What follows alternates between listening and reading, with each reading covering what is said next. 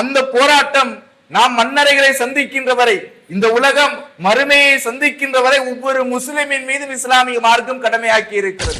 ஜிஹாத் என்ற ஒரு வார்த்தையை செவியேற்கின்ற பொழுதும், ஜிஹாத் என்றால் அது வாளோடு ஆயுதம் தாங்கி முஸ்லிம்கள் போராடுகின்ற ஒரு போராட்டம் என எண்ணி இருக்கிறோம். அல்லாஹ்வுடைய மார்க்கம் இரண்டு வகையான போராட்டத்தினை இஸ்லாமிய சமூகத்துக்கு கடமையாக்கி இருக்கிறது. ஒன்று அல்லாஹ்வுடைய மார்க்கத்தை ஏற்றுக்கொண்ட முஸ்லிம்களுக்கு எதிராக வாளேந்தி அநியாயங்களும் அக்கிரமங்களும் இடம்பெறுகின்ற பொழுது அல்லாஹ்வுடைய தீனை காப்பாற்றுவதற்காக, அநியாயம் இழைக்கப்பட்டவர்களை காப்பாற்றுவதற்காக அல்லாஹ் ஜல்ல சுப்ஹானஹு வ தஆலா ஏழை எளியோர்களை, பலகீனமானவர்களை பாதுகாப்பதற்காக முஸ்லிம்களுக்கு கடமையாக்கி இருக்கின்ற ஒரு போர், அதுதான் ஜிஹாதுன் நஃப்ஸ் என்கின்ற ஒரு போராட்டம். இன்னும் ஒரு ஜிஹாதினை இஸ்லாமிய மார்க்கம் நமக்கு ஆகமாக்கி இருக்கிறது. அந்த போராட்டம் நாம் மன்னரைகளை சந்திக்கின்ற வரை, இந்த உலகம் மறுமையை சந்திக்கின்ற வரை ஒவ்வொரு முஸ்லிமின் மீதும் இஸ்லாமிய மார்க்கம் கடமையாக்கி இருக்கிறது. அந்த போராட்டம் தான் ஜிஹாதுன் நஃப்ஸ், உள போராட்டம்.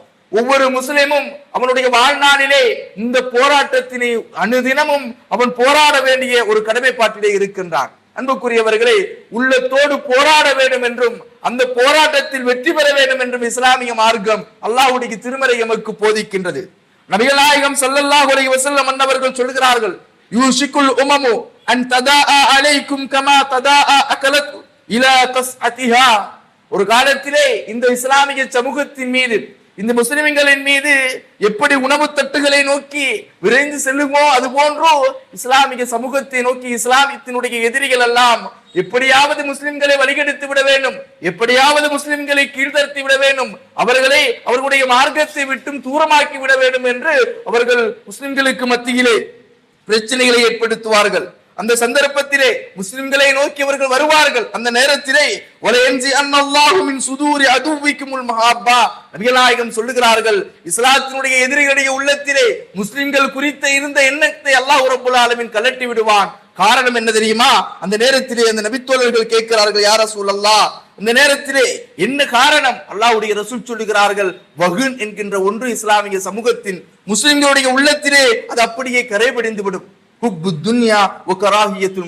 அல்லாஹ்வுடைய ரசூல் சொல்கிறார்கள், அதுதான் உலகத்தினுடைய ஆசை என்கின்ற உலக மோகமும் மரணத்தினுடைய வாழ்வினுடைய இறுதியினுடைய குறித்த வெறுப்பும் தான் இஸ்லாமிய சமூகத்தினுடைய இஸ்லாமியர்களுடைய உள்ளத்திலே ஆட்புகந்து அவர்களை அது வழிகெடுக்கும் என்று அல்லாஹ்வுடைய ரசூல் சொல்கிறார்கள்.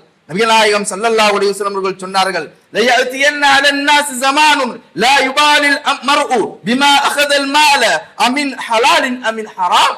அல்லாஹ்வுடைய ரசூல் சொல்கிறார்கள், ஒரு காலம் இஸ்லாமிய சமூகத்தவர்களுக்கு வரும். அந்த காலத்திலே இந்த மனித சமூகம் அவர்கள் எப்படி சம்பாதித்தார்கள், அவருடைய சம்பாத்தியம் ஹலாலா ஹராமா என்று கூட யாரும் கணக்கிடாது உழைப்பிற்காக, பொருளாதாரத்திற்காக வேண்டி தங்களுடைய வாழ்நாளை கொண்டு செல்வார்கள். நபிகள் நாயகம் சொல்லுகிறார்கள், பாதிரு பில் அமாலி ஃபித்னன் ககிதஇல் லைலின் முஸ்லிம், இருள் சூழ்ந்த ஒரு இரவை போன்று குழப்பங்களும் சோதனைகளும் இந்த சமூகத்தை வந்தடையும். அந்த காலகட்டத்திலே பாதிரு பில் அமால், நற்காரியங்களின் பால் மக்களை நீங்கள் விரைந்து கொள்ளுங்கள் என்று தெரியுமா? அல்லாஹ்வுடைய ரசூல் சொல்கிறார்கள், யுஸ்பிஹுர் ரஜுலு முஃமினன் வ யும்சி காஃபிரா.